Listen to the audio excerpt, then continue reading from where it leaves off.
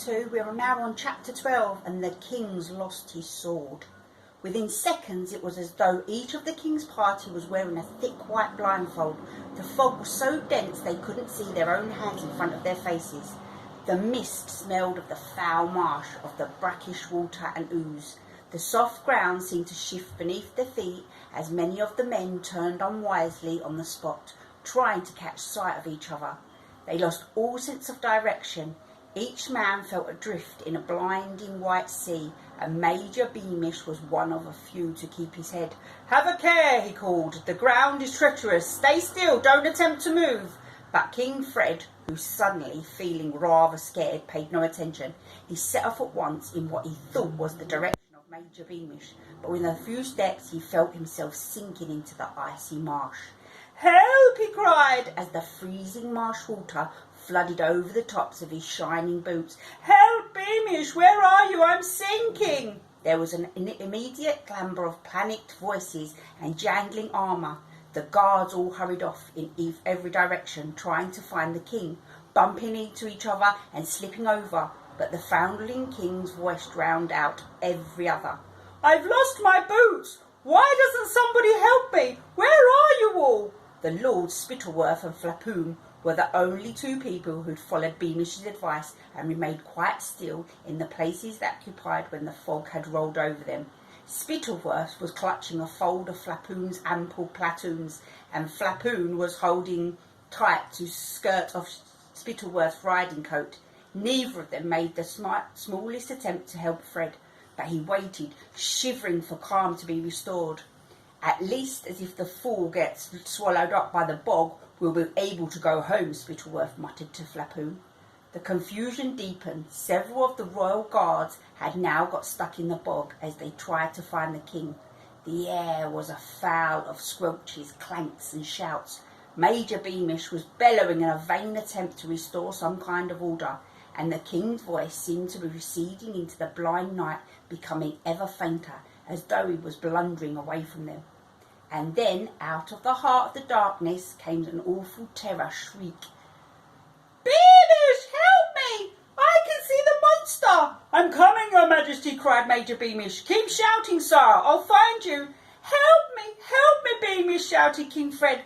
"What's happened to the idiot?" Flapoon asked Spittleworth. But before Spittleworth could answer, the fog around the two lords thinned as quickly as it had arrived, so that they stood together in a little clearing, able to see each other, but still surrounded on all sides by high walls of thick mist. The voices of the king, of Beamish, and of the other soldiers were becoming fainter and fainter. "Don't move yet, Spittleworth," cautioned Flapoon.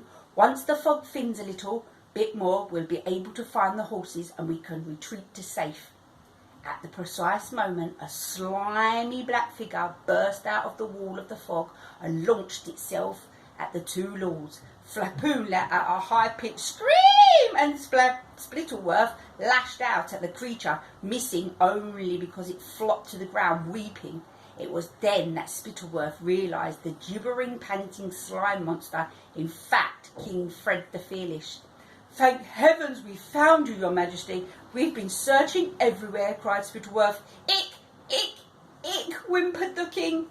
"He's got hiccups," said Flapoon. "Give him a fright." Ickabog," moaned Fred. "I saw it. A gigantic monster. It nearly caught me." "I beg Your Majesty's pardon," asked Spittleworth. "The monster is real," gulped Fred. "I'm lucky to be alive. To the horses. We must flee, and quickly." King Fred tried to hoist himself up by climbing Spittleworth's leg, but Spittleworth stepped swiftly aside to avoid getting covered in slime, instead aiming a consoling pat on the top of Fred's head, which was the cleanest part of him. There, Your Majesty. You've had a bit of distressing experience. Falling into the marsh, as we were saying earlier, the boulders do indeed assume monstrous forms in this thick fog." "Dash it, Spittleworth, I know what I saw," shouted the king, staggering to his feet unaided. "Tall as two horses it was, and with eyes like huge lamps. I drew my sword, but my hands were so slimy it slipped from my grasp, so there was nothing for it but to pull my feet out of my stuck boots and crawl away." Just then a fourth man made his way into the little clearing in the fog. Captain Roach, father of Roderick, who was Major Beamich's second in command, a big burly man with jet black moustaches. What Captain Roach was really like, we are about to find out. All you need to know now is that the king was very glad to see him, because he was the largest member of the Royal Guard. "Did you see any sign of the Ickabog, Roach?" whimpered Fred. "No, your Majesty," he said, with a respectful bow. "All I've seen is fog and mud. I'm glad to know your Majesty is safe at any rate.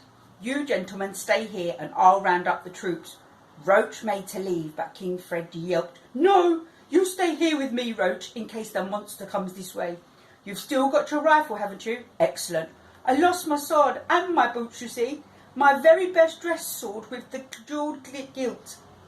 Though he felt much safer with Captain Roach beside him, the trembling king was otherwise as cold and scared as he could ever remember being.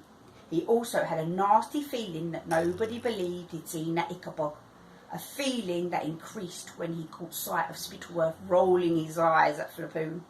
The king's pride was stung. "Spittleworth, Flapoon," he said, "I want my sword and my boots back. They're over there somewhere," he added, waving his arms in the circling fog. Would it not be better to wait until the fog has cleared, your Majesty?" asked Spittleworth nervously. "I want my sword," snapped King Fred. "It was my grandfather's and it's very valuable. Go and find it, both of you. I shall wait here with Captain Roach, and don't come back empty-handed."